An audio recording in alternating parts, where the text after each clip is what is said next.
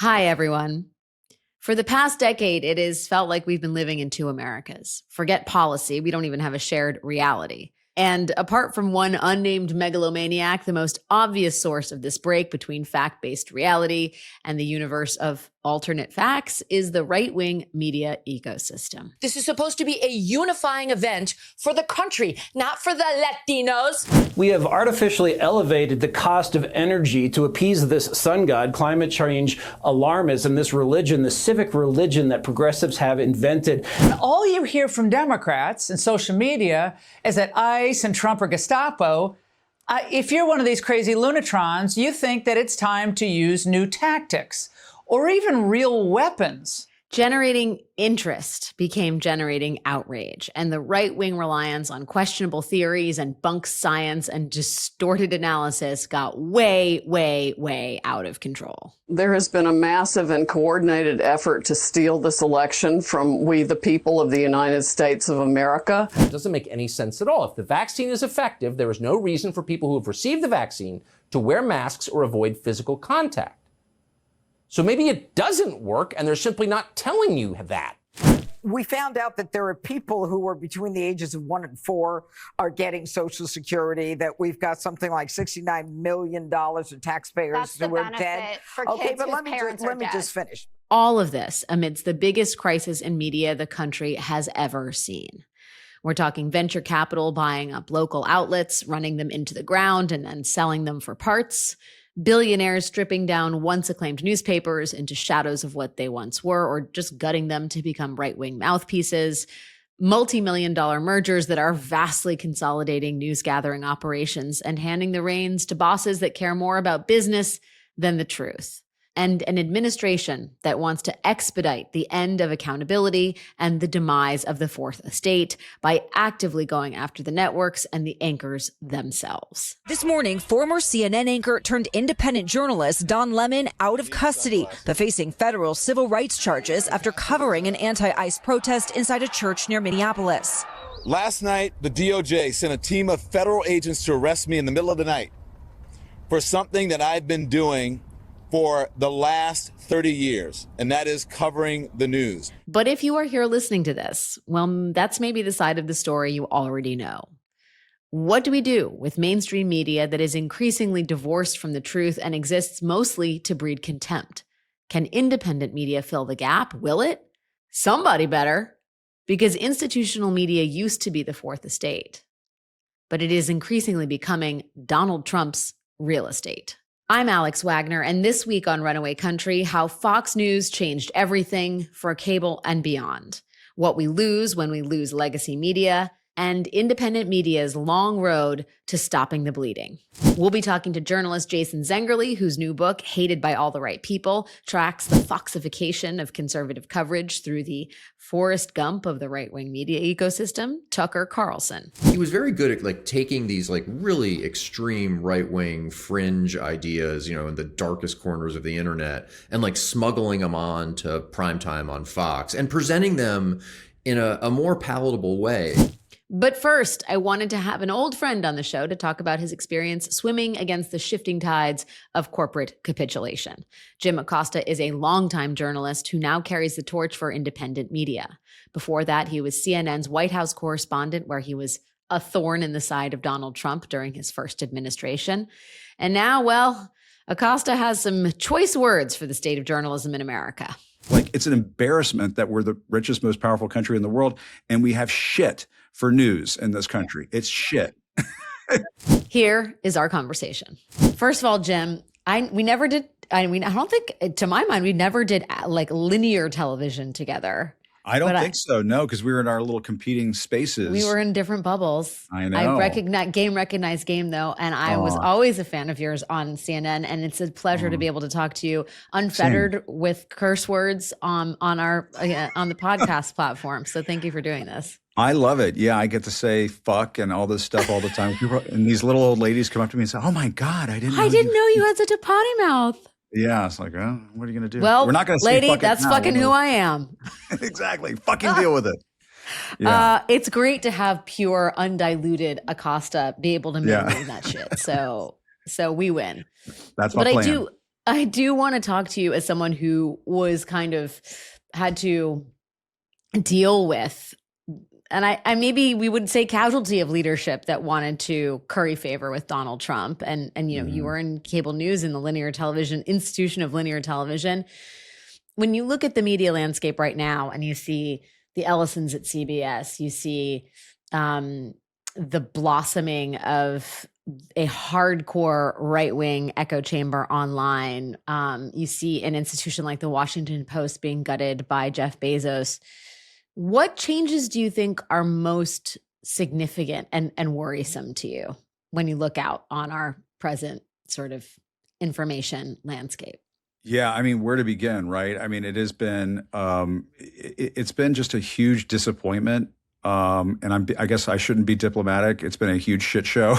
Yeah. Since Donald Trump came back to the White House. And, you know, I grew up in this business. I first started at CBS News and then worked at CNN.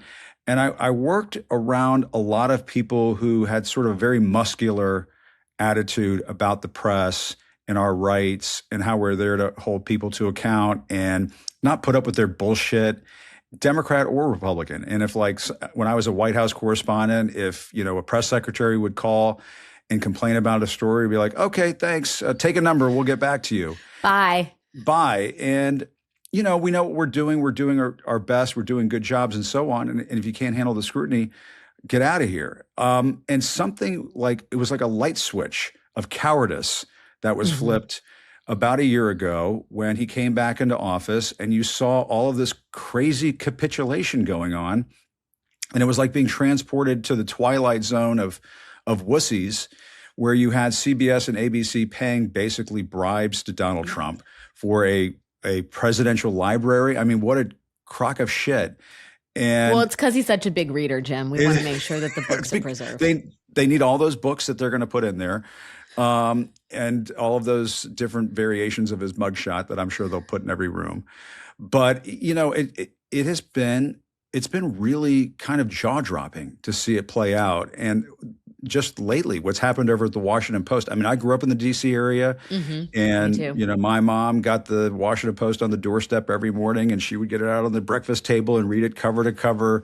And I grew up just idolizing the Washington Post and Woodward and Bernstein and everything. And to see what that has become, it's unbelievable. And the way they've gutted the Washington Post, killing off the sports department, which was my favorite section of the paper to read growing up, reading about my Redskins and my Capitals and my Bullets and all that stuff. And then, you know, they kill the sports department, and then the publisher of the newspaper is photographed at the Super Bowl acting like a douchebag.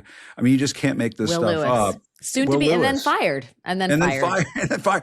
So, I mean, I don't know, we could take this, I guess, one bite of the apple at a time, but my sense of it is that the public is already tired of this. They're already kind of enraged with this, and they can sniff this stuff out. People are intelligent. When I worked at CBS a million years ago, there was a producer there who would say, the people who watch the CBS Evening News are smart fucking people. Right. And I remember, and I still remember that to this day, and how they think over at CBS that they can just have the anchor of the evening news end of the newscast by saying, "We salute you, Marco Rubio." It's horseshit. I don't know what. As you and I worked at CBS for a short amount of time, but a time nonetheless. And they used to take their status as the Tiffany Network and Arbiters of Truth, the former home of, or the home of Cronkite, real seriously. So it is difficult to imagine the reality under which people are putting those shows together now. And it's honestly difficult to watch what those shows have become. But I mean, I think one of the realities that is less discussed is you can destroy the Washington Post. You can destroy CBS News. You can do so in an effort to curry favor with this administration. The problem is it's not it is Humpty Dumpty. You can't put it back together again. That's what I think is most distressing, right? People aren't going to, I think, one day come back to the Washington Post. They're not going to come back to newspapers. They're not going to come back to the evening news, even if you had new ownership, even if you had different anchors and different production staff, like it's just gone. And so that means people turn where? People turn to people like you, people like me, which is great. But I wonder if you think there's any kind of what we lose in that process, because I love to think that these two things, the new media landscape and the institutional media, can live in coexistence. But the reality is that one is going to inherit the mantle of information analysis and dispersal, and the other one's just going to die. And you lose a lot when you lose institutional media. And I think nobody really talks about that part as much. No, it's absolutely true. I mean, I worked at CNN for 18 years, and they have the largest news organization in the world, maybe even more than the BBC. And they have bureaus and reporters and producers and photographers all over the world, and you just can't replace that with a podcast. I mean, we just don't have the reach. I would love to have a Hong Kong bureau for the Jim You will Acosta one day, show. But we'll work on that. We'll get on that right away. But when I worked at CBS News, I mean, the fact that Dan Rather was there for Tiananmen Square, I mean, that kind of coverage it's invaluable to the American people. And I do think, though, Alex, what is taking place right now is that the media landscape is sort of shifting in real time underneath our feet. And it's going to take some time to get used to all of this. I do think we may get to a day where, some of the folks like us start collaborating more and more and perhaps form partnerships and relationships. I hear this from my Substack subscribers all the time. Like, I wish I could subscribe to one thing and get all of you at the same time. And I'm like, it's called the network. Yes, I would like that too.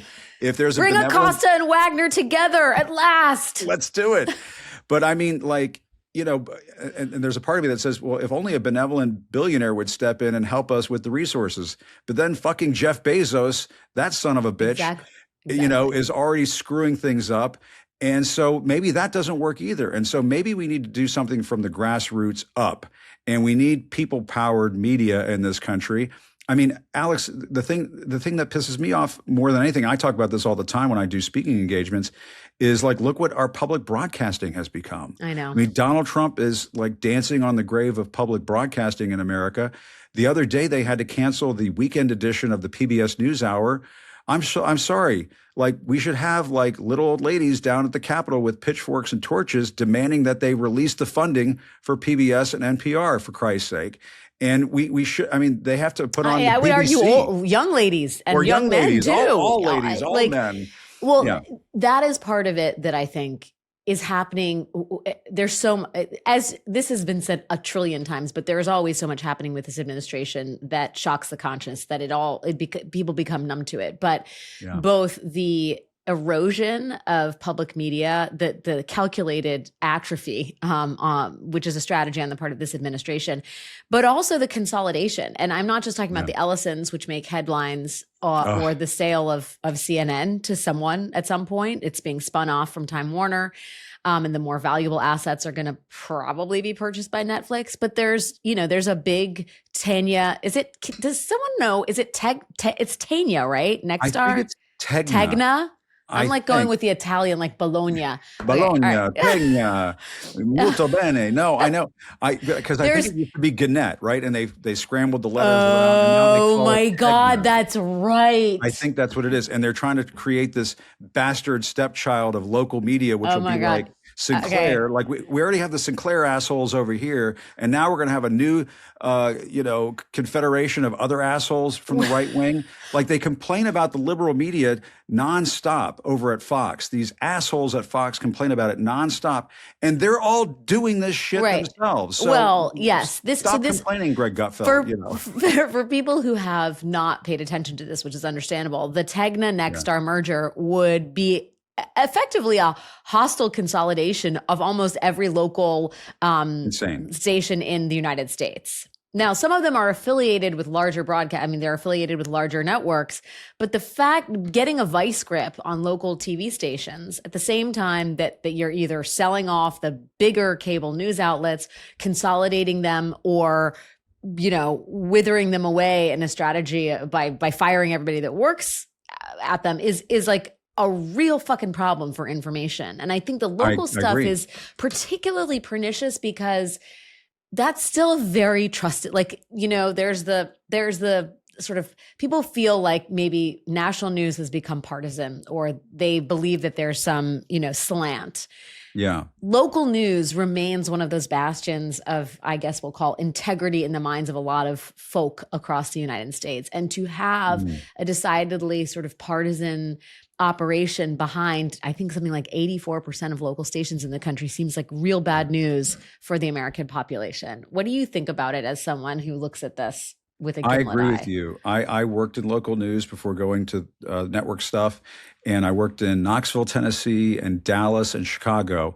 And those are the places where I learned how to be a reporter. And they were just absolutely wonderful places to work with wonderful people. And I really value what local news does. I mean, think about, your local weatherman providing, real-time forecasts on like tornadoes coming through your area and stuff like that. We have to that shit needs to keep going in this country, and it needs to be trusted. And I mean, I just think that it would be a travesty if all of our local stations, or a big chunk of it, were to become like that creepy Sinclair video. Remember from a few years ago where all the anchors were reading the same thing at the same time? Controlling exactly what people think. And this is extremely dangerous. And it was like this creepy dystopian 1984 thing. We can't have Ellison-type rich billionaire jerks running all of our local stations around the country. It needs to be stopped. And what's amazing about that is that the FCC really should be in the business of preventing that from occurring.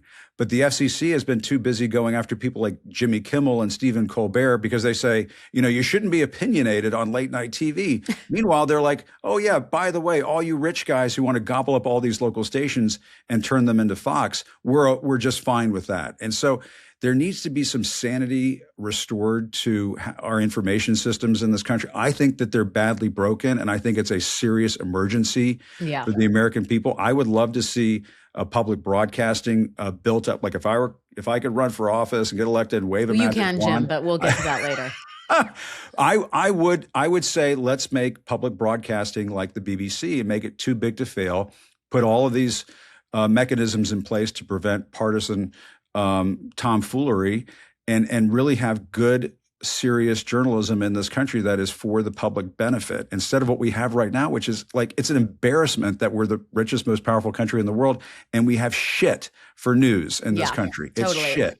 What's so interesting is I think the more time you spend in cable or just in institutional media, the more you're like, we need public broadcasting. Yeah. Because the more you see the sausage being made, the more you're like, oh, we exist at the whims of corporate overlords who do not have the interests of news and information and the general public at heart. It is profit, and profit is contingent on a receptive political environment in many ways, or receptive regulatory environment. And so like that is a flawed system. That doesn't mean it can't exist, but like if that's the only bulwark we have, it is not sufficient. You just like speak to enough CNN and MS Now people, and I would assume also Fox people, and the more you're going to get like, let's all go work at PBS and make it great.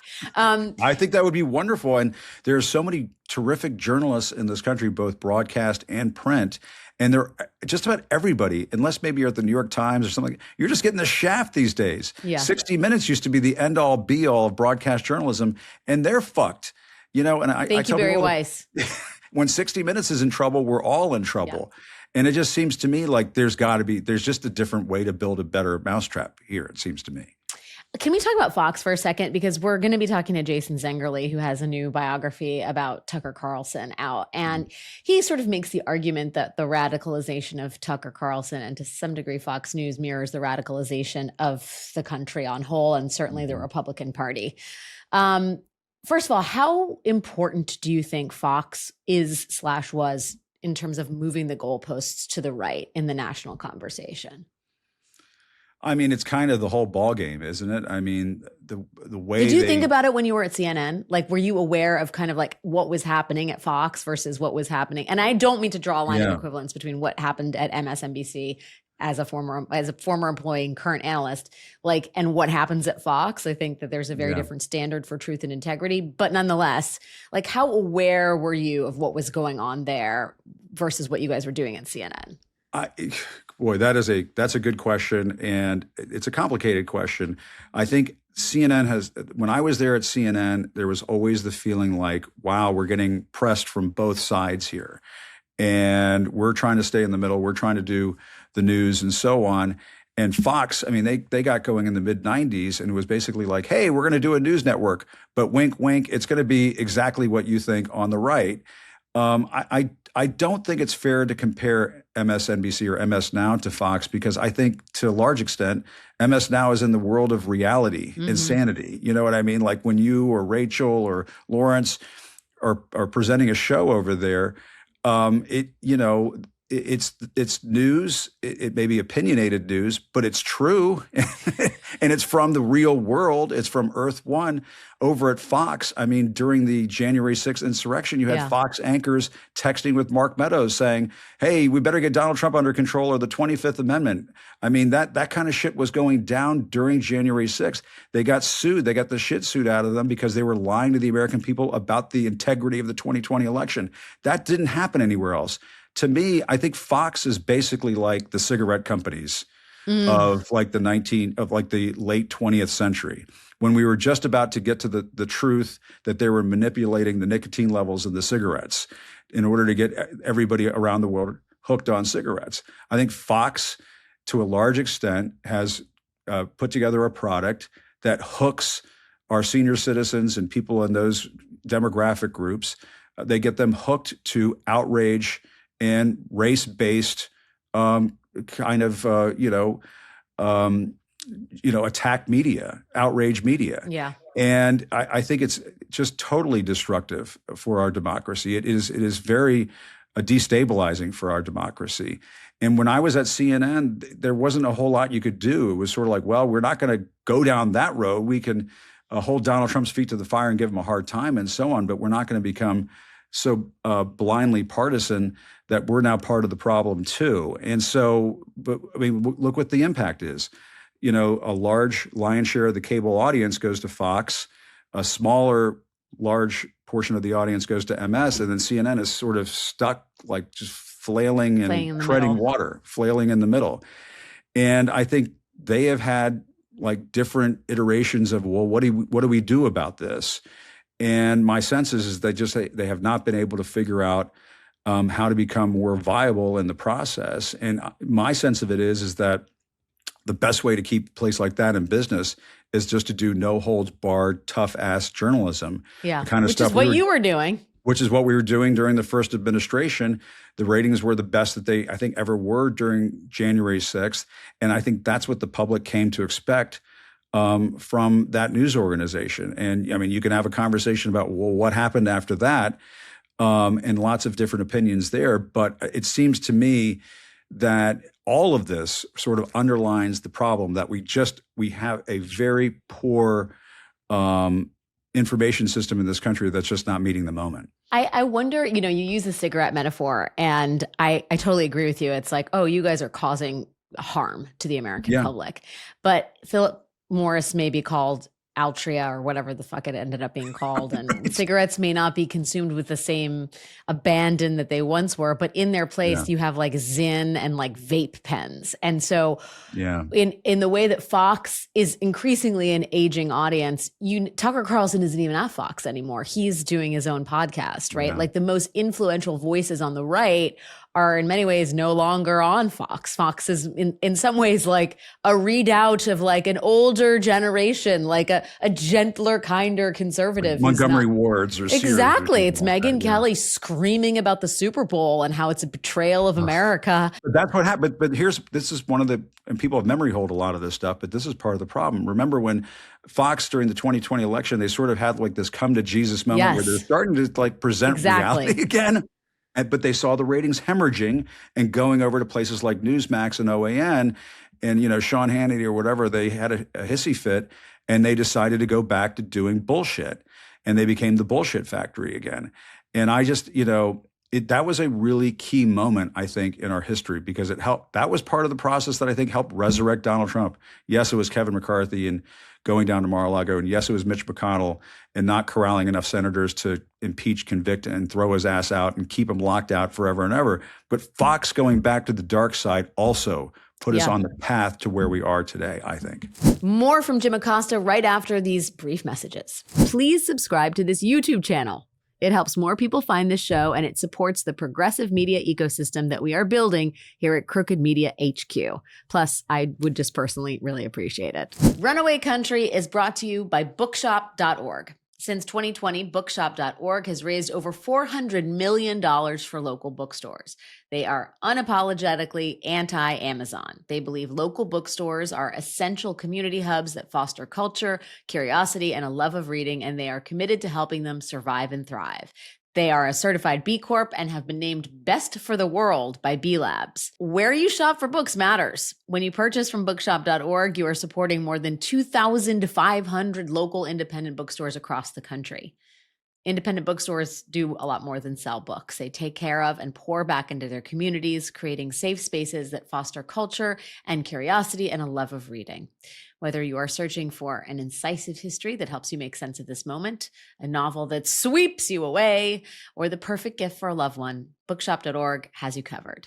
I am reading, I've been saying this on every podcast, but I'm almost done with Creation Lake. I'm reading The Prize by Daniel Yergin, a very exhaustive and brilliant history of the oil industry. And I'm starting to read Flesh by David Saleh. I think I'm not butchering his name. I love books. I have multiple ones going all at the same time. And I'm going to buy more on bookshop.org. Use code ALEX to get 10% off your next order at bookshop.org. That is code ALEX at bookshop.org. Runaway Country is brought to you by Green Chef. Are you annoyed with misleading healthy meals? Are you tired of locking in for another New Year's trend? Green Chef cuts through the noise as the trusted authority in clean eating, delivering only real farm-sourced ingredients. You can trust every single bite with over 40 clean, customizable weekly recipes designed to give you peace of mind. Every Green Chef box delivers certified organic produce and responsibly sourced proteins and seafood. That means avoiding ultra-processed fillers, which are no good. Reach your wellness goals with options like Mediterranean, high protein, high fiber, plant-based, and more, all clinically proven to support healthier habits. Take control of your health without the stress. Let Green Chef do the research, meal planning, and grocery shopping. Enjoy low prep, low mess meals for every lifestyle. I have used this, and you should too, because it is really honestly it's a really super ninja way to get a meal made. It's just very precise. It's very succinct. There's not a lot of mess. It's healthy. You don't have to think when you're using Green Chef, which is something I really enjoy when cooking. I recommend it. Head to greenchef.com/50alex and use code 50alex to get 50% off your first month, then 20% off for 2 months with free shipping. That is code 50alex at greenchef.com/50alex. I wonder where do you see the power? Where do you see the power in terms of news and information right now? And you can be as vague or specific as you want, because I do think part of me, I believe in 2020, Fox was insanely important in terms of lying to the American public and then whitewashing Trump's lies, and remains relevant. But as I think about it, I just don't even, I still think, in terms of audience size, institutional media is still the winner. But in terms of sphere of influence, I don't know that I would say it's at Fox anymore. I don't know that I would not say it's, is it Joe Rogan is the most relevant probably, right? How do you look at it in terms of what if Trump, for example, tries to steal the 2026 election? Who needs to be the bulwark against that, and or who could greatly assist him in trying to steal another election? I think that the podcast side of things has become very influential. I think Joe Rogan, people like him, are now, towering in influence in this industry, not for better, definitely for worse. And I love it when I see Joe Rogan do a podcast. He's like, maybe Donald Trump is full of shit on this Epstein Files thing. And I'm like, yeah, no fucking shit, man. 38,000 times he's in there, dude. Welcome to the party, pal. And it's a lot of this is very disingenuous, and a lot of this is, they're doing things to get an audience. And Megyn Kelly, could there be a more repugnant person in American life today than Megyn Kelly?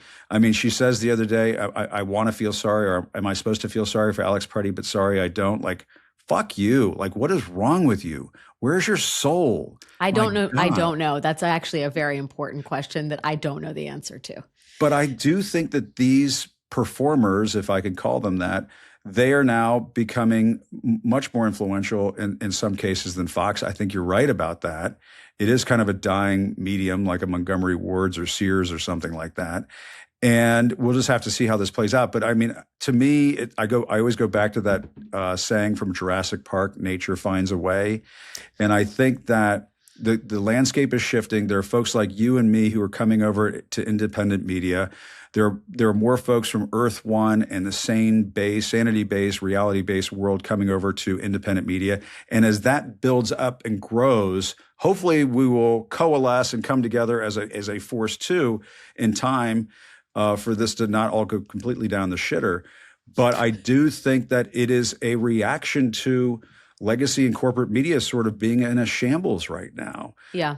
I think there are some exceptions. I think the Wall Street Journal has done some remarkable journalism. I've been kind of astonished by this, it being a Murdoch-owned property, but they've gotten some Washington Post reporters over there, and they're doing a dynamite job. They've sort of replaced the Washington Post as keeping the New York Times honest and staying competitive with them. So wait, let's just pause on that for a second. Yeah. Jim Acosta saying that Rupert fucking Murdoch is doing a better job of running a newspaper than Jeff Bezos. I don't disagree with you. I mean, the reporting out of the Journal under duress is phenomenal. Forgive my unpopular hot take, but I do think the Wall Street Journal has been kicking some ass lately in the thing with the spy shake the other day and that explosive story. They've been doing some great, the birthday book, I believe Wall Street Journal. The birthday book, the Trump Epstein birthday book was all the Wall Street Journal, for which they were sued, I think $65 billion. I'm getting the number wrong, but some outlandish number by Donald Trump. Wouldn't it be great if we could sue him back and make a bunch of fucking money? I think that would be fun. John Roberts. Fuck you, John Roberts. Exactly. Trump has called me crazy on Twitter. Can I sue him I've not been adjudicated as a crazy person. Can I sue him for $1 billion? You will after this podcast. They'll be like, did you hear him on Runaway Country? You do read books. You deserve a library. His is just going to be filled with like Shaq's shoe and I don't even know what else. I don't know, Jim. I really appreciate. First of all, I think you're absolutely right that there's going to be. We're in some sort of pendulum swing here where you're going to see a greater collapse of institutional media. You'll see an even, I think, more florid flowering, to be redundant about it, of independent media. And then eventually there needs to be some institutionalization of independent media, which may mean no more than smaller networks of independent producers, or maybe a large network, but it won't make sense at a certain point to have 36,000 podcasts out there. And people are going to want some kind of unified programming on offer. Yeah. And Substack is already growing. I mean, it's doing gangbusters these days. And I know you're there and I'm there and a bunch of folks are there. And a lot of people just go there to get their news now. And there's some great, like Paul Krugman is there. He writes amazing stuff. Joyce Vance. I mean, there's some amazing people over there. And so I think it's kind of happening. It's just not, as you said, it's not coalescing in a way that is. I mean, I was just speaking with a guy earlier today about, I wish I could just go to a place like I used to go to for Walter Cronkite and the CBS. I'm sorry, sir, that does not exist right now. No, Jim Acosta's in a hotel room and I'm in my basement. Like, we don't have that yet. We're not Cronkite. But I do think with consolidation, which is usually a bad word, there comes resourcing. And hopefully we can see a day where you can have a media ecosystem that champions independence and integrity, but also has some fucking resources to have a Hong Kong bureau. You know what I mean? That's right. That's not funded by the Amazon mogul. That's, I think, a lesson we've all learned the hard way. Yeah, we need like a billionaire to make a deposit that cannot be withdrawn again. Like it's just like a one-way deal. You plunk down $1 billion. Then you get no control. That's going to go over really well, Jim. And then you go sell your widgets and leave us alone. Something like that would be good. Thanks for the $1 billion. Fuck you. Go on your way. Jim Acosta is not a businessman. This we know, but goddamn, is he a great reporter.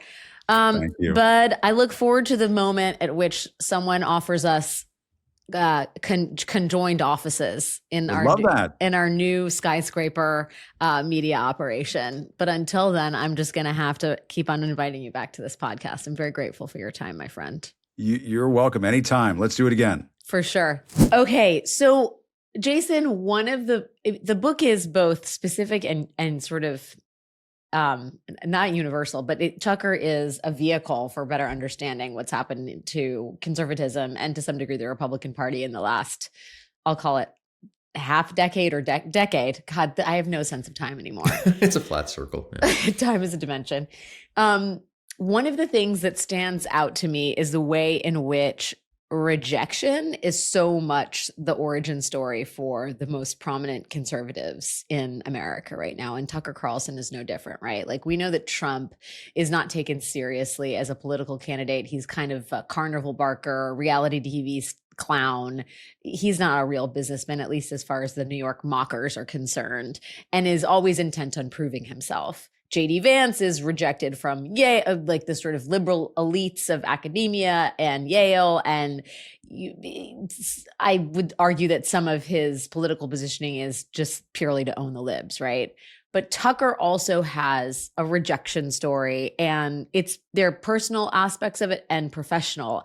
And I wonder, I know this is like almost the entirety of the book, but of the rejections that he faced, of the excommunications that he's faced, especially professionally, which do you think were most formative, especially for people who haven't read the book? Tell us the story a little bit about how this man became who he is. Well, I mean, he was a very successful magazine writer, very young magazine writer, but extremely successful, and was on like a trajectory that, I think would have had him at the top of the profession had he stuck with it. But I think he recognized that being at the top of the profession of, print journalism really wasn't going to mean all that much. So he switched over to television, and he had some initial success there. But then he suffered this, really kind of profound humiliation in 2004 when he was hosting Crossfire, and Jon Stewart went on the show and came into the Crossfire studio just, kind of loaded for bear to give a critique of Crossfire, and a critique that basically was saying that the show was hurting America, that it was play acting, it was pro wrestling, it was just a bunch of hacks.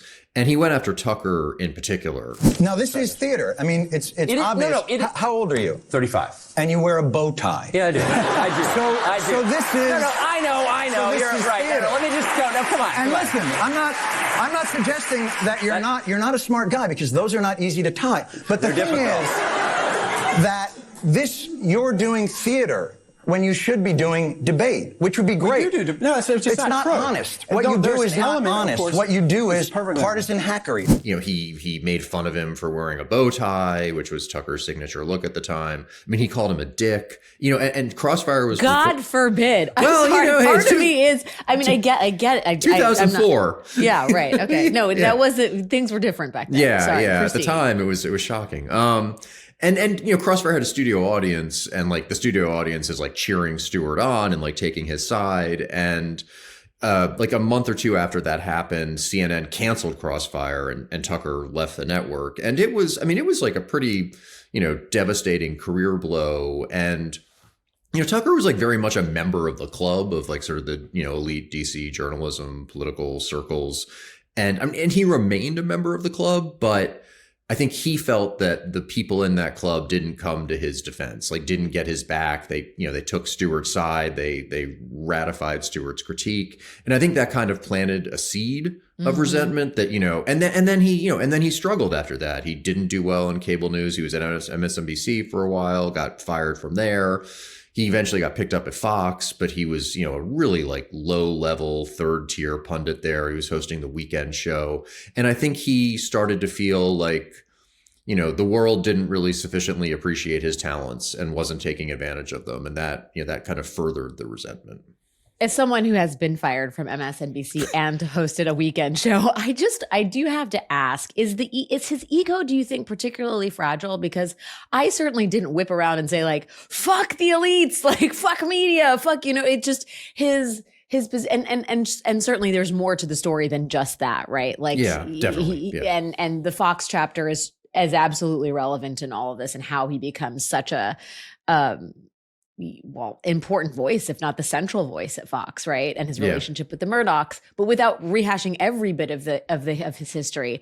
I wonder if you have an assessment of his, I don't want to say personal failings, but his personal weaknesses, because it does feel like, I mean, I'm sure it sucks for Jon Stewart to be making fun of you and have like the, you know, this sort of like the Coliseum cheering for Jon Stewart. Yeah, and it was like the first viral. Yeah, it was like the first viral video moment. I mean, it was like, it went well beyond just, you know, the air that day. It was kind of everywhere. And yeah, I don't know. I've never experienced that kind of humiliation. Yes, I mean, I don't know. I've experienced some different forms of humiliation in terms of like, you know, being fired, being canceled, all that shit. And there is a scar tissue that builds up. But I am struck, and I mentioned Trump and Vance and Carlson in particular, because by all outside accounts, at one point, they were more sort of integrated into society. They were they were swimming in the same waters. And then there's just something that happens to them. And I guess maybe this is a good time to talk about Tucker's, you know, after he's cast off from Fox for reasons that remain unclear. And I'm not going to ask you to pontificate because it's everybody has a theory. No right? one knows. Yeah.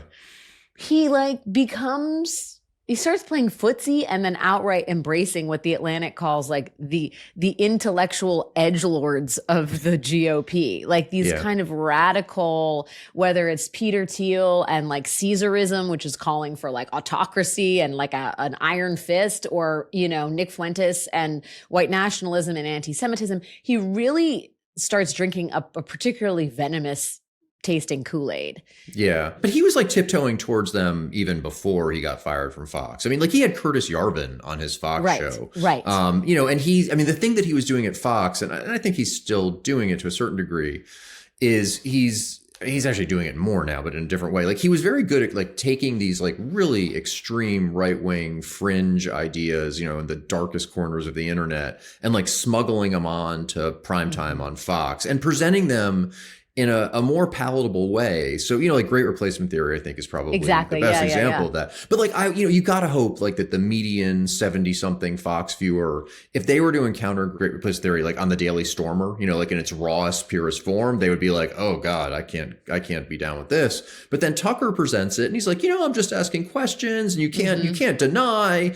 And yeah, they're like, oh, this makes sense. And I think he was kind of doing that before. I mean, definitely since he has left Fox, like, the guardrails are off. He's gone further and further. I think he has to do that in part because, you know, he doesn't have the built-in Fox audience, so he needs to like generate interest and outrage, and sort of, you know, outright saying this stuff is one of the strategies he has. I think he also he has like a really good political and professional radar. I think it's finely honed and it's been really good over the past 10 years. And the fact that he's doing this stuff, I mean, I think he's making the calculus that, you know, to be successful in conservative media and conservative politics these days, like you kind of need the neo-Nazis on your side. And that's where he thinks the energy is. And, you know, it'll be really like interesting and scary to see if he's proven right. But I feel like that explains a lot of his recent moves and his recent statements. Well, and that's a cautionary tale, I think, for the Republican Party on whole, right? I mean, at first, it's like you're sort of just asking questions about neo-Nazism, and then you arrive at the calculation that your party or your channel or your podcast or your audience doesn't exist without the neo-Nazis in the room. And I guess I wonder, I know you didn't interview Tucker for the book, but you've known him for a while and you obviously did your homework here. Do you have a sense of how much it's just audience maintenance and how much it is genuinely like a very smart person? I mean, you read early Tucker Carlson articles, and I say this as someone who used to have a cable show where you have, you know, and I learned at the hand of Rachel Maddow, like the people that can do those long monologues and like write for themselves, it's a specific art and it requires rigor, right? Like, and he is not a dummy, but he has become so dangerous, I think, in his rhetoric and his positions.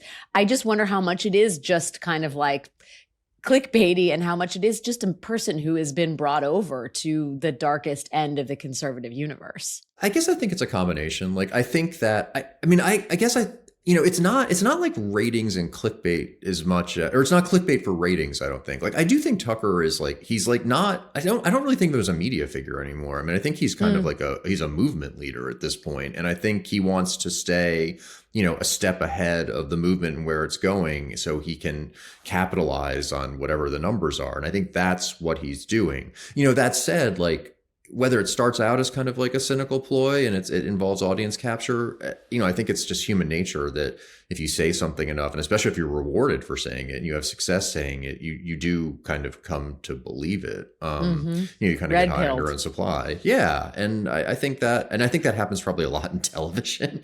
I mean, you know better than me, but it seems like, you kind of like live in this little bubble of, constant affirmation. It would sort of go to your head and you would start to believe these things. So I think that's happening a bit. But he articulates these things in such a way and he says it sort of with such conviction. I mean, you kind of do have to believe that he I think authenticity is actually the thing that matters maybe most, not even accuracy, but authenticity in this new media landscape. More of my conversation with Jason in just a minute. But first, in this political hellscape, it is hard to sort what is news and what is noise. And that is where Crooked's What a Day newsletter comes in. Each afternoon, Matt Berg delivers a quick, accessible roundup of the day's top stories, plus sharp analysis and original reporting that you won't find anywhere else. Want more stories that actually matter? Sign up for the What a Day newsletter at crooked.com/daily. Runaway Country is brought to you by Mosh. The old saying, you are what you eat, rings very true to all of us in the modern day, and I am always looking for an on-the-go protein snack that satisfies me. And now I found one that helps me live intentionally as well. Mosh bars. Mosh, which you may have heard about on Oprah's Favorite Things, was founded by Maria Shriver and her son, Patrick Schwarzenegger of White Lotus fame, with a very simple mission: to create a conversation about brain health through food, education, and research. Maria's father suffered from Alzheimer's, and since then, she and Patrick have dedicated themselves to finding ways to help other families dealing with this debilitating disease. Mosh joined forces with the world's top scientists and functional nutritionists to go beyond your average protein bar. Each Mosh bar is made with ingredients that support brain health like ashwagandha, lion's mane, collagen, and omega-3s, plus a game-changing, brain-boosting ingredient you won't find in any other bar. Mosh donates a portion of all proceeds from your order to fund gender-based brain health research through the Women's Alzheimer movement. Why gender-based? Well, because 2/3 of all Alzheimer's patients are women. Mosh is working closely to close the gap between women and men's health research. I mean, listen, I love a bar. It's easy. You put it in the bag. You can eat it in the car, on the subway, walking around. This one has the protein plus very sexy ingredients like lion's mane, collagen, and ashwagandha, and also is helping close the gender gap. Like, say no more. Put that bar in my bag. If you want to find ways to give back to others and fuel your body and your brain, Mosh bars are the perfect choice for you. Head to moshlife.com/Alex to save 20% off, plus free shipping on the Bestsellers trial pack or the new plant-based trial pack. That's 20% off, plus free shipping on either the Bestsellers trial pack or the plant-based trial pack at moshlife.com/Alex. Thank you, Mosh, for supporting this episode. Runaway Country is brought to you by Miracle Made. Do you ever wake up sweaty, freezing, or just uncomfortable? Every night. The temperature in your bedroom can make or break your sleep. I mean, it's so true. That's why I switched to Miracle Made sheets. They are inspired by NASA technology, and they use silver-infused, temperature-regulating fabric to help you sleep perfectly all night long. Miracle Made sheets are crafted with NASA-inspired silver-infused fabric that helps regulate your body temperature. Are you a hot sleeper? Are you a cold sleeper? It doesn't matter. These sheets help keep you in the comfort zone all night long. And don't you want to sleep in the comfort zone? Thanks to their antibacterial silver technology, Miracle Made sheets stay cleaner and fresher up to 3 times longer than regular sheets. That means fewer odors, fewer wash cycles, and way less laundry. All that hidden bacteria in regular sheets, it can clog your pores and cause breakouts. Miracle Made's antibacterial design helps you sleep cleaner and clearer night after night. Upgrade your sleep or give the gift of better rest. Go to trymiracle.com/Alex to try Miracle Made sheets today. You'll save over 40%. And when you use promo code Alex, you'll get an extra 20% off plus a free 3-piece towel set. They make an amazing gift, and with a 30-day money-back guarantee, there is zero risk. That's trymiracle.com/Alex, code Alex at checkout. Thank you to Miracle Made for sponsoring this episode. Runaway Country is brought to you by Policy Genius. Okay, I love a good clean. I love a condo-esque decluttering. I like the transition from one season to the next to afford me that opportunity. And so, you know, cleaning up a closet makes me also think about cleaning up my life. and honestly, my long-term to-do list, if you will, right? There's a short-term one, which is like get the sweaters out and bring the long sleeve t-shirts in, because we're going from 30-degree weather to 50-degree weather. But then there's also the like, okay, what's my big life plan? We need to like move this clutter out, get this financial prep underway, and like really sort out what's happening here at Alex Wagner HQ. Well, if you are trying to come to terms with long-term planning and protecting the life that you have built, then maybe it's time for Policy Genius. Policy Genius makes dealing with financial planning easier. There is a licensed team so that they can give you guidance about what your needs and what you might need to plan for. And you can get life insurance. That's what it's all about. Policy Genius is an online insurance marketplace that allows you to compare quotes from some of America's top insurers side by side for free. Their licensed team helps you get what you need fast so you can get on with your life. There's an easy way to determine what exactly you'll need. Coverage amounts, prices, terms, no guesswork, just clarity. So protect the life you've built. With Policy Genius, you can see if you can find 20-year life insurance policies starting at just $276 a year for $1 million in coverage. Head to policygenius.com/Alex to compare life insurance quotes from top companies and see how much you could save. That's policygenius.com/Alex. The New York Times, in a review of your book, has this line that really stuck out to me. Carlson's darkest impulses were nurtured and fanned by a rapidly evolving media landscape. Character meets technology. And like that, I think is really important. Is like he's going through this thing, or maybe that you can't separate the two, but the way in which he's like in this completely uncensored, in many ways, hermetically sealed. He's broadcasting from, as you've pointed out in other interviews, he lives on two islands, both physically and kind of metaphorically, right? He's like in his barn in Maine, or he's in Florida on a different island, and he's kind of unto himself. And what is most resonant and what the best feedback he gets is probably the most incendiary stuff he tackles. Yeah. I mean, he lives in a different reality, I think, from us. I would say. I mean, I think people in that reality would say we live in a different reality. Well, yeah. I mean, I let's talk a little bit about how his reality intersects and influences other conservatives, because he has an interesting relationship with Trump, right? It has its ups and downs. I wonder if you could give me your assessment of where it stands today and the degree to which there is any sense that like the playing field isn't big enough for those two big dogs. I think the playing field is big enough just because I think Trump is going away at some point he's going away. And I think, Tucker so I think they can coexist. And I think they do. I mean, as I understand it from others, like they do actually like genuinely get along. Like they enjoy each other because like, they're both like, they're kind of good company, I guess. They say outrageous shit and they, kind of enjoy that back and forth. He wants to be perceived as being close to Trump. Whereas like in Trump's first presidency, when he was still on Fox, I think he was very wary of being perceived as like being a Trump person. He was obviously very pro MAGA and, pro sort of what Trump was doing, but didn't want to be seen as like a Trump lackey per se. Mm-hmm. This like time Sean around, Hannity. Exactly like Sean Hannity. I think that was, I think he wanted to avoid the Sean Hannity trap, basically. So like he wouldn't like go visit Trump at the White House. He wouldn't call him. If Trump called him, he would like let the call go to voicemail sometimes.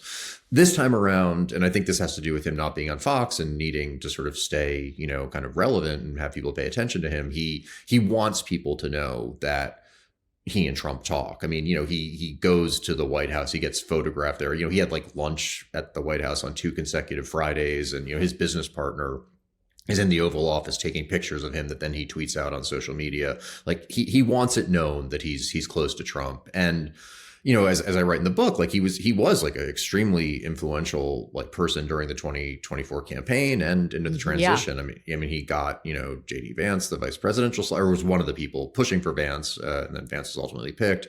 He pushed hard for Bobby Kennedy at HHS and Tulsi Gabbard, and even like sub cabinet posts. Thanks, Tucker. Yeah. These are all people that Tucker brought us. Murderer's row of talent. I mean, he's he doesn't win every fight. I mean, he was Iran. Yeah, exactly. Venezuela. That's the big one. Yeah. I mean, Greenland. The thing was Greenland hasn't happened yet, right? So maybe, I don't know. The thing about Venezuela that was interesting, to me at least, was, he opposed it beforehand. And his reasons for opposing it were absolutely nuts. I mean, he was saying it was the globo homo forces were going to do it because they wanted to get gay marriage into Venezuela, because I guess Maduro was against gay marriage. But after Trump did it, he kind of backed off. Tucker backed off a little bit. He didn't really criticize it. He kind of offered it qualified support, saying, he didn't decapitate the entire government. He just did one guy. So it's not going to be like Iraq, and we're going to take their oil, and that's good. So I thought that was interesting, because I almost felt like he wanted to save face. He wanted people to still think he was influential. But he's clearly someone that Trump likes and enjoys and definitely listens to. And I think when it comes to JD Vance, I think the relationship is even tighter than his one with Trump. There's a real kind of, I think there's a personal kind of relationship, but there's also an intellectual, partnership there that I think is pretty strong. I just remember from the Dominion lawsuit, Tucker understood that 2020 hadn't been stolen, and then the election, and then sort of gradually does a 180, and then is all of a sudden, looking at the raw video footage and just becomes a truther on that.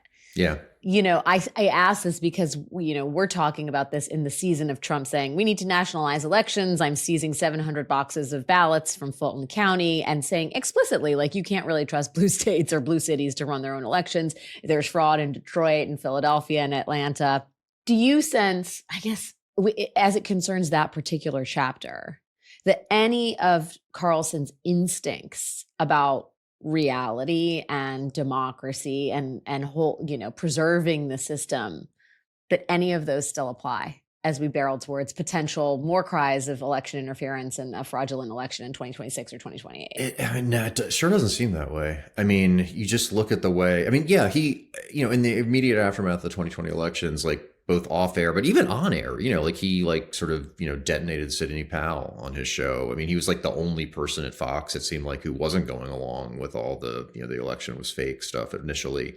Now, he doesn't say anything about it. And, when he does say stuff that kind of is tangentially related to it, the way he handled the ICE stuff in Minnesota, I thought was pretty telling. He's not, he passed he got over the lowest bar of basically expressing, horror and empathy about, the killings of Preddy and Good, which, a lot of conservative pundits did not do. So I guess credit to him for that. But then he immediately, yeah, seriously, low bar. But then he immediately changed the focus to the protesters and how, they were paid agitators, and this is, and they're put up to it by lefty groups and lefty politicians, and they're trying to bring chaos to the entire United States, and they're against whiteness and they're against Christianity. That kind of stuff, it makes me think that, if and when these efforts to kind of hijack the elections come, I don't think he's going to be standing up saying this is bad. I don't get the sense doing anything to disabuse people, theorists who are trying to aid Trump in his consolidation. I guess it'll be interesting to see if he's an active, kind of promoter of them, or if he just, tries to change the focus in some way. We talked a little bit about the Vance. You touched on the partnership, the intellectual partnership between Vance and Carlson. I wonder if you could talk more about that, because it seems to me, and you've said this on this podcast and others, that Tucker doesn't see himself as a media guy. He sees himself as a movement guy. Yeah. And Vance is the vehicle right now, I think. Well, but also couldn't Tucker be the vehicle? I know everybody's wondering, and this book is written at an opportune time. Is Tucker going to be a candidate? And how would that work? Because Don Jr. would be forced to make a Sophie's choice. Yeah. That, right? How could he choose between Tucker and that'd be very Vance? Tough for Don Jr. God, very intense love triangle. Yeah.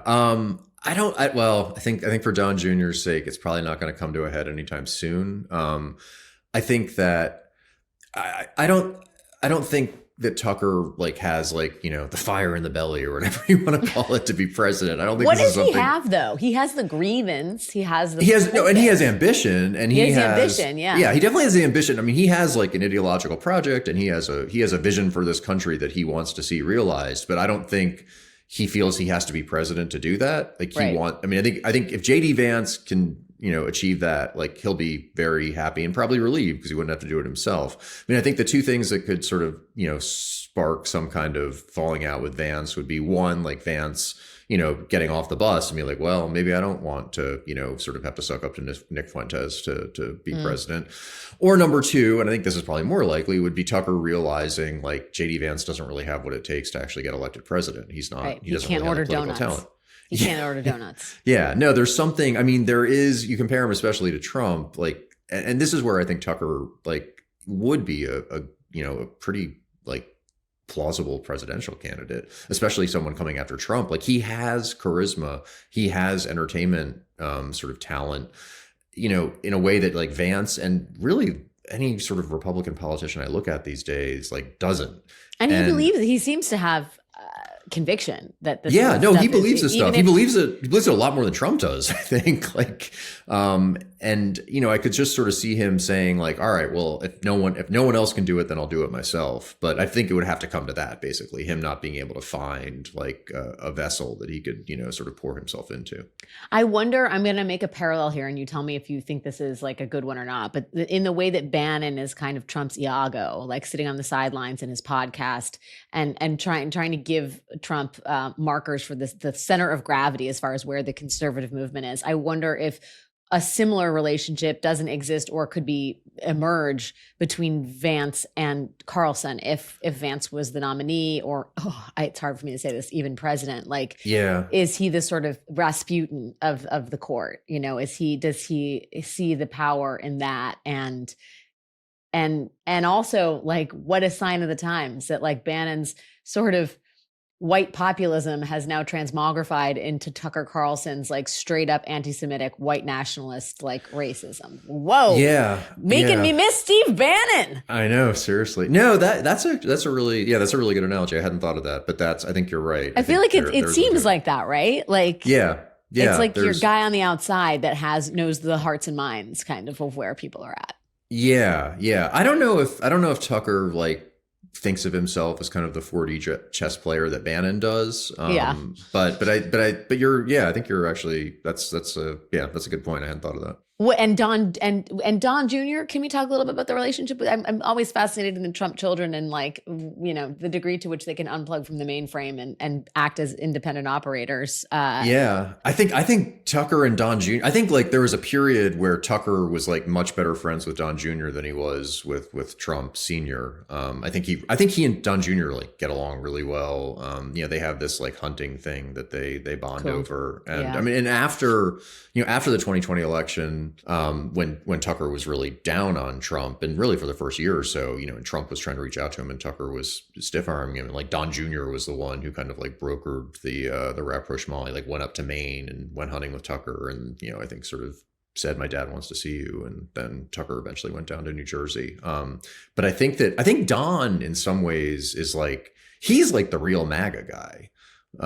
More than his dad. I mean, you know, like there's that testimony that Bannon gave. I forget to what Senate, one of the congressional committees investigating probably his contempt of Congress. I don't know, whatever. How many times has he testified? Go ahead. But he was talking about Don Jr. and, you know, the meeting he tried to set up with the people who had dirt on Hillary, and Bannon said something like, you know, Don Jr. is someone who believes everything he reads in Breitbart. And I mean that well. It was just like, but that really is like that. Don Jr. is way more. Yeah, he's like, he is like truly red pilled, and obviously so conversant in this online stuff that, you know, and that's the world that Tucker and JD Vance now kind of inhabit. Ladies and gentlemen, your modern day Republican Party. I got to ask you, I mean, I know we were evaluating him as a sort of political figure, a movement figure, but to the degree that institutional media still exists, and I say this as we speak on a Crooked podcast and we talk about a book that was released on Crooked Media Books, like I have to ask, this is sort of adjacent to the book, but when you look at the Ellisons taking over CBS and you look at Bezos gutting the Washington Post, how much do you think Tucker, like, what influence if any, do you think Tucker and maybe even Megyn Kelly spinning off and doing their own thing and proving there's an audience, they're like showing, I guess, these people who are inclined to believe this, that there's a real audience in terms of young right-wing, minds and hearts that can be convinced and want the content? Like, how much do you think, I guess, he influences what's happening in terms of media and the rightward lurch? And I would argue atrophy. I think to a good degree. I mean, you've already seen Fox, try to buy back, the Megyn Kelly and Tucker podcasts. I mean, the CBS one's like maybe a little bit more complicated just because, Tucker and Barry, despite now being related by marriage, are, kind of at each other's throats. Because Tucker like accuses her of being Mossad. Right. That's the whole anti-Semitic. That is the conundrum of the anti-Semitic thing. Yeah. So I don't know how that fits in. But no, I do think that there is this definitely sense among like institutional media that the energy and the the especially and the younger sort of audiences are to be found in this kind of new world of streaming and podcasting and companies that are not sort of hemmed in by all these kind of legacy rules and structures and the like. And yeah, I think seeing Tucker's success has got to influence them in terms of what directions they go in. I mean, I think they're not going to go as far as he. They're not going to be maybe talking about great replacement theory yet, but I also think it's just how far right the pendulum has swung gives cover to both sidesism when it comes to, I don't know what happened in Minnesota, right? Like there's just that he has been important in shifting the Overton window. I never say that phrase. I leave that to Chris Hayes usually, but it seems apropos in this case. Yeah, no, that's very true. Yeah. Does his distaste for like elites and Washington, D.C., where he used to live before he went to the Isle of Elba in Maine, does his distaste extend to institutional media? I mean, I just think about like when the Washington Post is crumbling, is that a scalp for Tucker Carlson?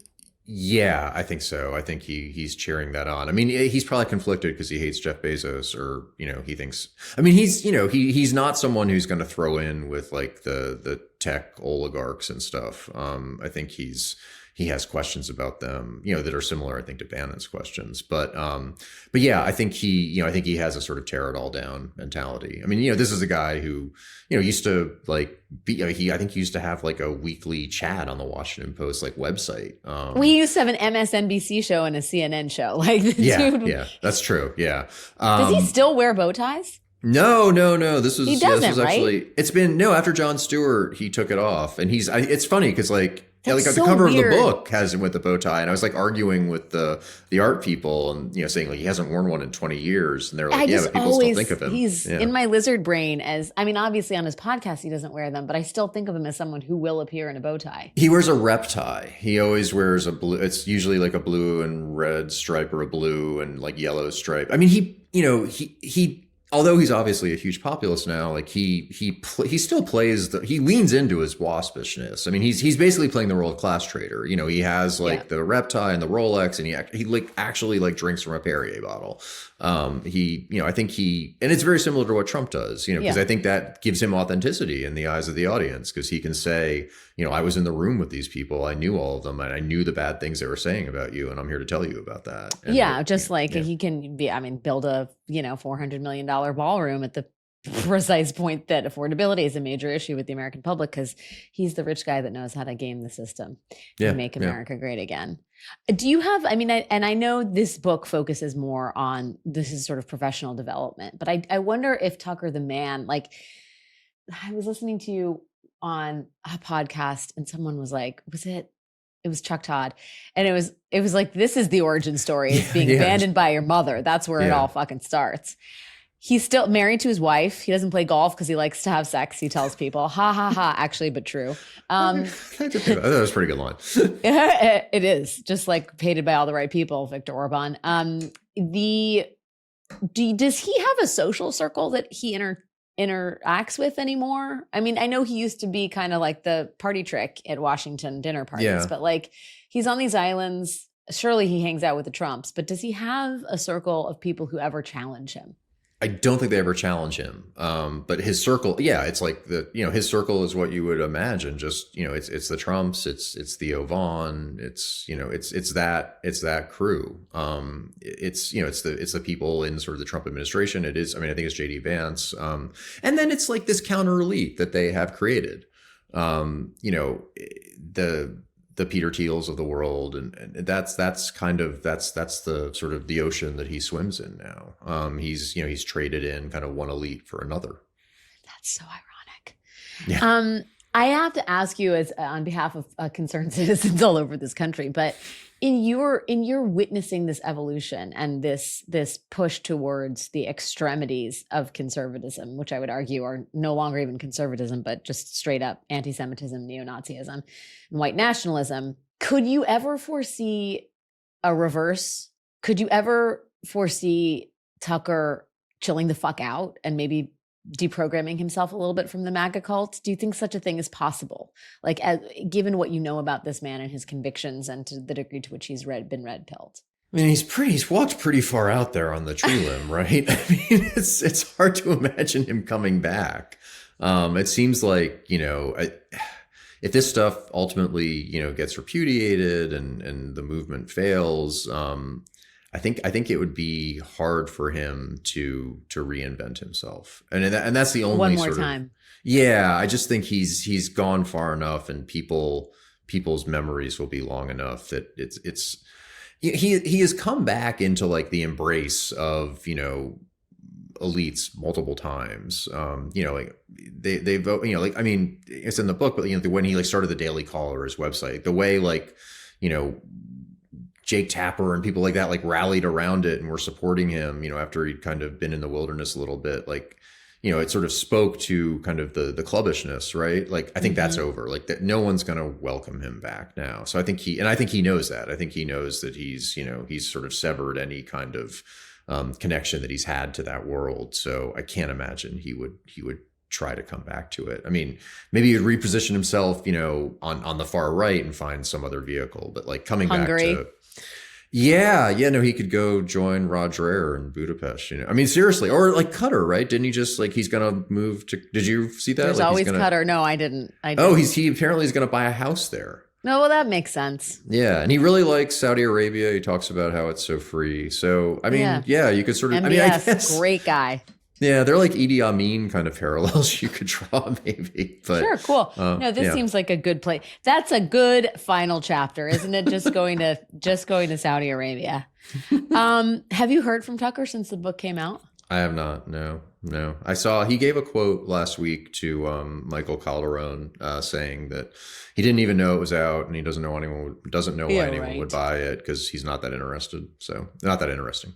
So that's all I've seen. But I think he's over, in Saudi right now or in Jordan. So maybe when he gets back, I'm not sure. When you think of him and you are a student of him, is this the inevitable? I mean, I mean, the reason the book is so relevant, I mean, it would be relevant, I would argue, all the time, just because Tucker Carlson is a singular figure in American life. But it really feels like he is a placeholder for the Republican Party, and witnessing how it goes from this kind of bow tie George Will, inside the Beltway, we can negotiate things together, to this full-throated, crazy, edgelord white nationalism is also the story of Tucker Carlson's evolution. When you wrote the book, were you thinking, I mean, how much were you thinking not just about the man, but about the party? Oh, I was totally thinking about the party. I mean, Tucker's interesting, but he's not that interesting. And I did not want to write a book about him. So when you talk about the stuff with his mom, I obviously mention it in the book, but it's not, I don't spend a lot of time putting him on the couch. I'm interested in him as a professional, because, his professional journey kind of tells, and his political journey kind of tells this much larger story, and the institutions that he helped create and were a part of, they tell this story as well. So that was the whole idea behind the book. I mean, he is a good character. I mean, and he's a compelling figure. And I mean, I guess I'm a little surprised that he is as central to our politics at this very moment that I didn't think he would I didn't think he would be having, a New York Times front page story every month about, kind of his latest, thing. And the way that the Nick Fuentes interview, fractured the conservative movement in such a fashion that, when Donald Trump sat down with him, it didn't do this. I didn't think he would be quite so central in that respect. But at the same time, I think so much of what's going on right now is these people trying to, getting their elbows out and trying to position for what MAGA is going to be when Trump leaves. And that's where you see, and Tucker is going to be a huge, player in that fight. And I mean, he might not win. But he certainly is representing a side, and he's, I think, probably one of the one or two most important people in the fight. So, so that, I think that's why, like, he's important to pay attention, to, and also to, like, take seriously. I think, like, for sure. He's not sort of a sideshow figure. He's actually, like, central. Very important. Yeah. Yeah, I could not agree more. It is a really good read. It's a very, like I said, it's super timely, and it is, I dare say, entertaining, which I hate using the word entertainment with Tucker Carlson, because I think what he does is so venomous and deadly serious and destructive. But, but he does it with flair. Yeah, he certainly does it with flair. Jason, congrats on the book, and thank you for offering your thoughts on all of it. It's great to have you on the show. No, thanks a lot for having me on. I appreciate it. That is our show for this week. As always, if you've been impacted directly by the Trump administration and its policies, send us an email or a 1-minute voice note at runawaycountry@crooked.com, and we may be in touch to feature your story. A huge thank you to everyone who's written in already.